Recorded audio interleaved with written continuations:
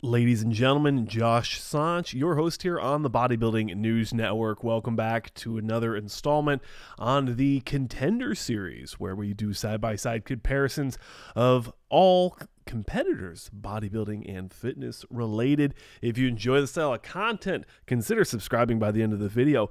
But we're going to go ahead and jump into some Logan Franklin footage. Now, if you don't know, Logan, awesome dude, Army veteran out of Texas. He's known as the Texan Oak, so he seems like a pretty cool dude. I don't know him personally. I tried getting an interview with him at the LA Fit Expo. Not the last one, but the one before that. He was a little busy. I get it. It happens. But we have some footage here from the Texas Pro. He placed third overall, which is phenomenal compared to the last time he competed, which we have a couple photos of from Shawn Ray, the Shawn Ray. He has a show in Hawaii.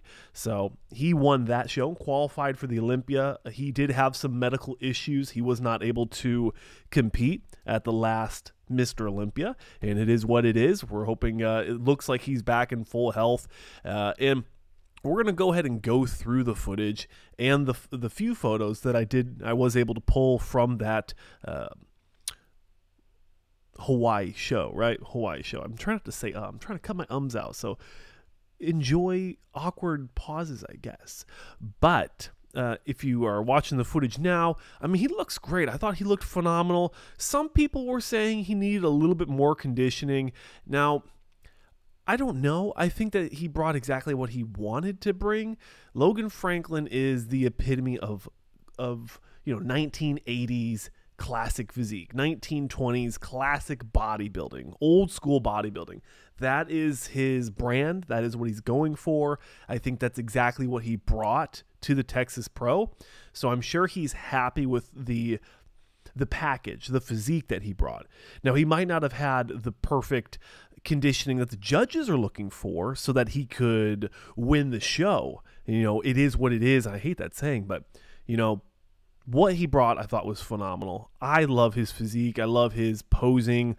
You put him next to like a Terrence Ruffin, and I mean, even Chris Bumstead is pretty classic, despite C-Bum is just so perfect for classic. He doesn't have to put a lot of energy. He doesn't have to put a lot of art into his posing routines, where Logan Franklin, for the fact that he has to or because he wants to, I don't know, but he enjoys the art of posing. He enjoys the process of making a posing routine. I think he said in his post he spent 1,000 hours perfecting this posing routine that you see before you now. And I think that's absolutely phenomenal. I am going to make that shirt. I think so. A phenomenal Bodybuilding News Network presents phenomenal. Anywho, moving into, I think the next one is a side chest. It's not a perfect comparison, and we really didn't get a lot of options.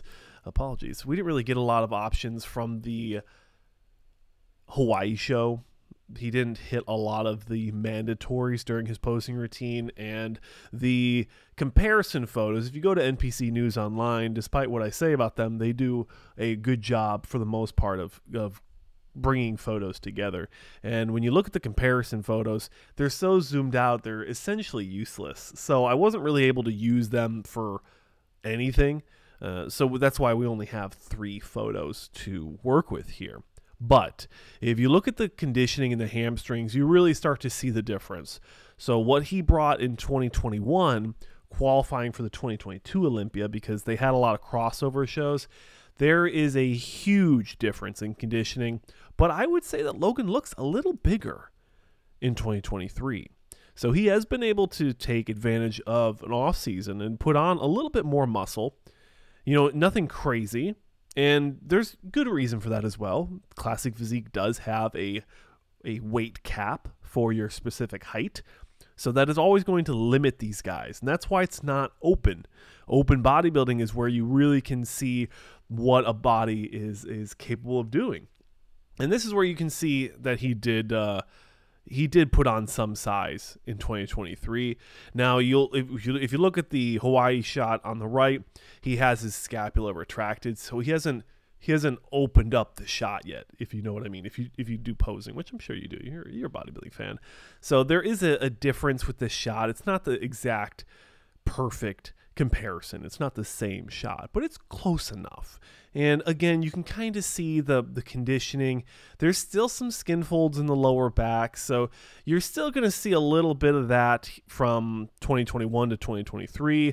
But overall, I would say that this is an improved package for Logan Franklin, despite it being slightly less conditioning. And I don't know, Logan, if you are watching, I'm a big fan, man. If that was the strategy to come in a little bit fuller to this show and sacrifice just a small bit of conditioning, I'd love to hear your thoughts in the comment sections below or in the DMs. And if I do bump into you at the Olympia, hopefully I can snag an interview this time and we'll talk about everything but the Olympia. How about that? We'll talk about your Army career. I'd love to hear what a fellow veteran has done since getting out. But that'll do it, ladies and gentlemen, for another contender series where we look at side-by-side comparisons of all things bodybuilding and fitness related. I'm your host, Josh Sanch. As always, thank you so much for watching. If you enjoy this style of content, consider subscribing. And if you want to buy some cool merch, go to bodybuildingnews.net. And that's it. Thanks for watching, and I'll see you in the next one.